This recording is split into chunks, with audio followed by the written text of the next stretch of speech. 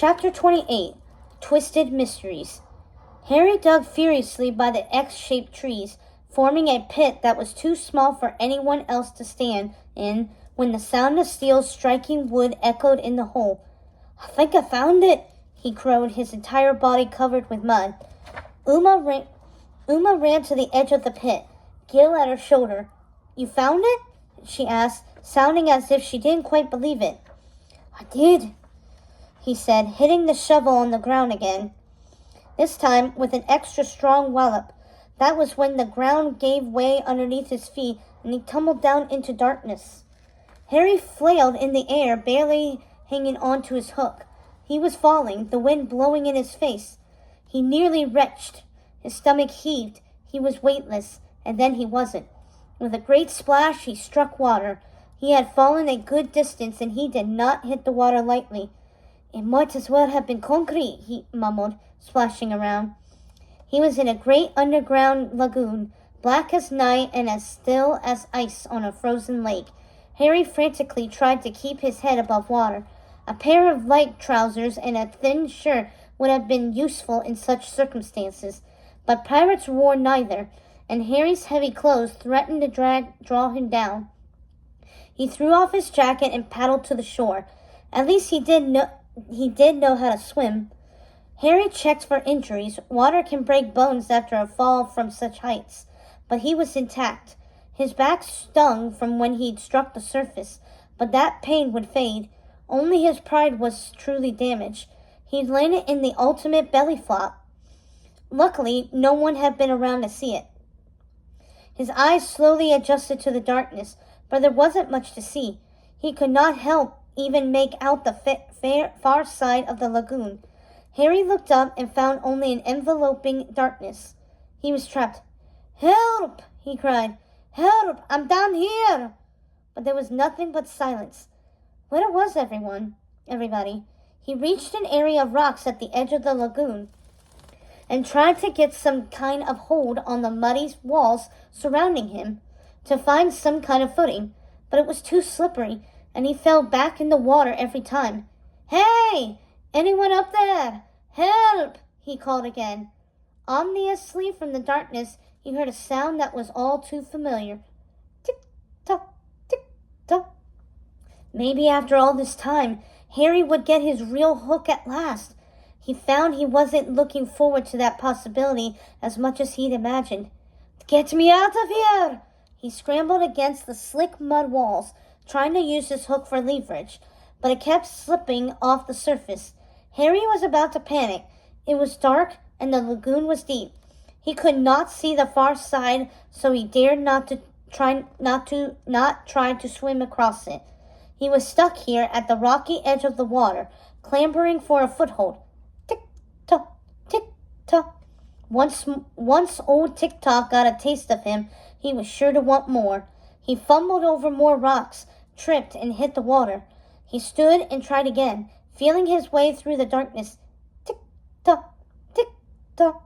Closer and closer. Harry ran backward, splashing across the narrow edge of the lagoon, but the sound only got louder. It was all around him. There was no use in running. Nowhere to hide. Nowhere to go. So he did the first thing that came to mind. Harry shut his eyes and prepared to be chomped. A moment passed. Tick-tock, tick-tock. That terrible ticking persisted, but no crocodile arrived. He waited for the titanic jaws to close around his head, for the forelegs to clamp his neck, but nothing touched him. There was only darkness, the water, and the rocks. He stepped back and his foot touched sand. It was dry and sturdy. The hole he'd fallen in was larger than he'd realized. Out of the water, he followed a sandy beach, stumbling in the dark, hoping his head wouldn't smash into some unseen wall. Tick-tock, tick-tock. The sound hadn't been coming from the water. It was out on the sand somewhere. Harry had a good idea what was making it, so this time he ran toward it. The cave opened into a wider space where a hole in the distant ceiling sent shafts of light streaming into the cavern like golden spears. They faintly illuminated a great pile of discarded objects, including an old alarm clock. So that's what made all the ticking, he said, though there was no one else within earshot. Now that he thought about it, the tick-tock had been a bit too loud to be the talking of the clock the old croc had swallowed. Harry rooted through the pile, finding glass canisters full of strange and wondrous items. Newt's spleen, read one, Eagle Eyes, another.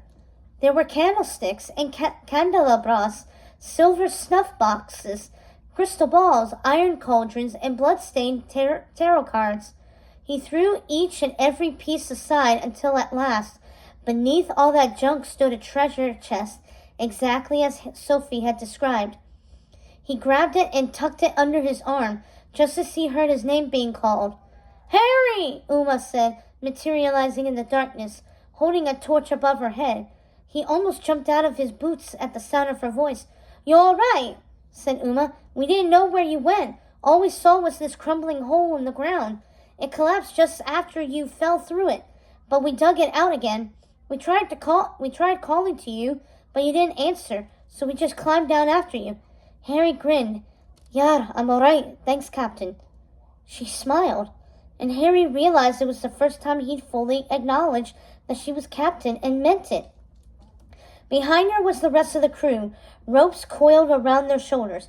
"Oh, what's that?" Gil said, seeing a skull and the semblance of magical items. "Don't touch it!" cried Uma, but it was too late. A whirling red cloud shot out of the skull, and the pirates cowered, fearing the worst.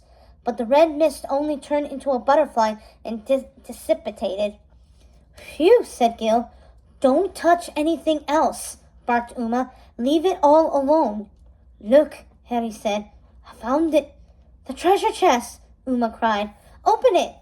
Harry set the treasure chest on the ground gently. All of them gathered around it. Harry and Uma, Gil and the rest of the pirates. They'd come far and risked much to find this little chest. All of them were eager to see its contents. "Ready?" Harry asked. "Ready," said Uma. "Show me my mother's necklace."